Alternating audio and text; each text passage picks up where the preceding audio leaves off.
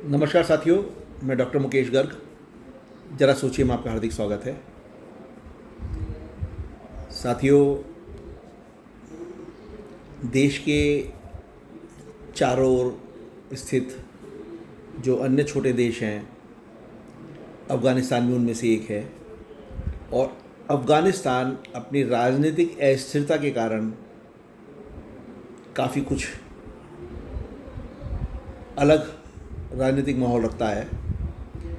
कभी वहाँ पे रशिया ने अपना कब्ज़ा रखा और कभी अमेरिका ने अपना वहाँ कब्ज़ा रखा, लेकिन लंबे समय अफ़गानिस्तान को घेर कर रखने के बावजूद भी अफ़गानिस्तान के अंदर जो तालिबान लड़ाके थे उनका वर्चस्व कम नहीं हुआ।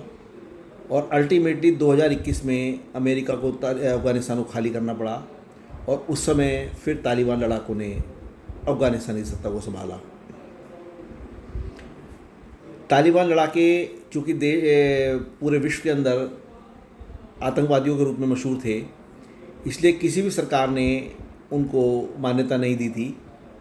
इवन जो काउंसलेट वहाँ थे काबुल के अंदर, वो भी सभी देशों ने लगभग अपने बंद कर दिए थे। सिर्फ रूस एक ऐसा देश था जिसने तालिबान की सरकार के ऊपर कोई प्रतिबंध नहीं लगाया था। लेकिन भारत ने 2021 से ही, चूँकि वो वर्ष उस समय जो है कोरोना का वर्ष था, कोरोना अपने चरम पे चल रहा था, भारत ने अपनी कूटनीतिक रणनीति को वहाँ पे मजबूत तरीके से इम्प्लीमेंट किया और वहाँ के नागरिकों को भोजन उपलब्ध कराया, दवाइयाँ उपलब्ध कराई, कोरोना के वैक्सीन उपलब्ध कराए। वहाँ के जो इंदिरा गांधी चिल्ड्रन हॉस्पिटल था उसको उन्होंने गोद लिया। गोद लेकर वहाँ पे बच्चों की पूरी देखभाल का जिम्मा वहाँ का लिया भारत ने। और क्या क्या वहाँ के लिए नहीं किया, वहाँ के कम्युनिकेशन के लिए, वहाँ के इंफ्रास्ट्रक्चर के लिए, इवन वहाँ की संसद तक का निर्माण जो है भारत ने अपने पैसे से कराया। ये सारी कूटनीतियाँ चलते चलते चलते चलते और आज 2025 तक पहुँचते पहुँचते तालिबान एक तरीके से भारत के काफ़ी नज़दीक आ गया और बिना भारत द्वारा तालिबान सरकार को मान्यता दिए हुए ही वहाँ पर भारत के कॉन्सुलेट को दोबारा शुरू करने की तैयारी शुरू कर दी गई है। ऐसा उस समय रिवील हुआ, उस समय खुलासा हुआ जब अफ़गानिस्तान के विदेश मंत्री 6 दिन के राजकीय दौरे पर भारत पधारे। उनका जो विदेशी धरती पर पहला दौरा था भारत के अंदर, और 6 दिन का लंबा वो दौरा था।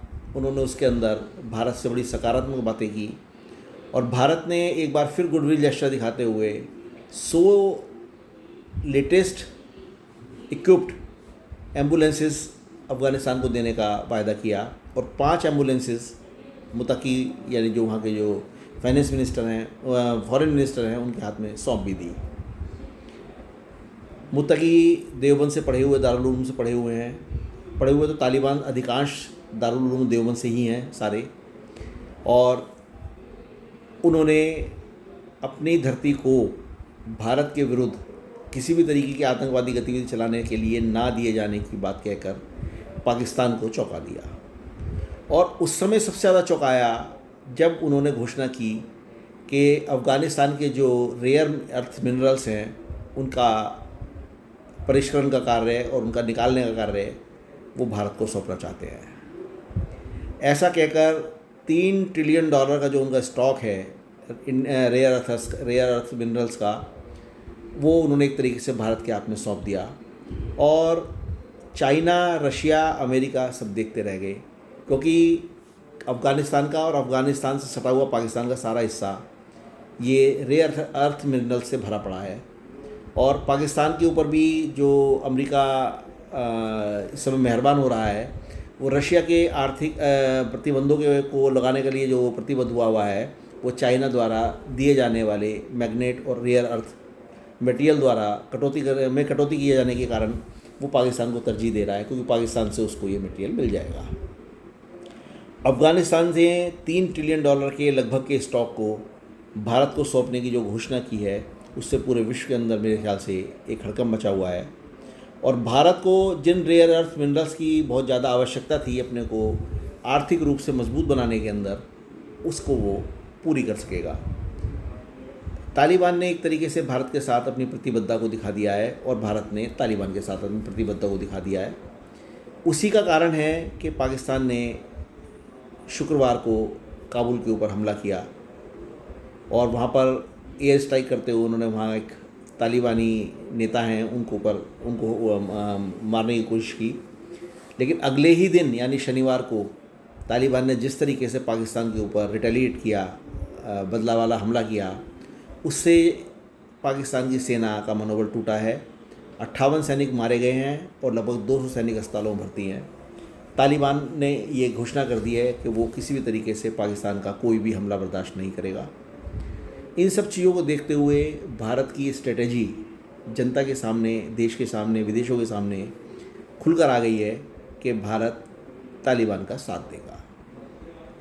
अब तालिबान किस तरीके से भारत के साथ अपनी दोस्ती और संबंधों को निभाएंगे, ये आने वाले भविष्य में निर्भर करेगा। ज़रा सोचिए। साथ ही यदि मेरे विचार आपको उचित लगे तो कृपया मेरे चैनल को लाइक कीजिए, शेयर कीजिए और सब्सक्राइब कीजिए। धन्यवाद।